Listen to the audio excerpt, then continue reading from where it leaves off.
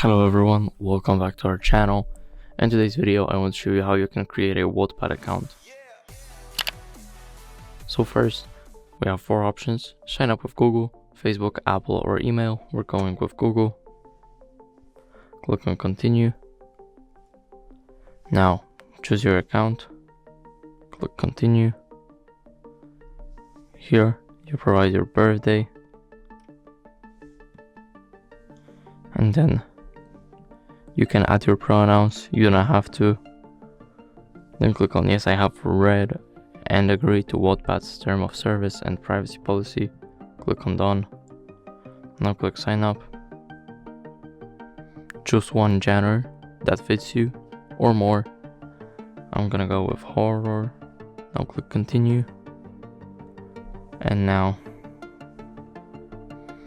click continue again. Now restart the app, and as you can see we have our Wattpad account. Thank you guys for watching, make sure to like, subscribe and see you in the next video.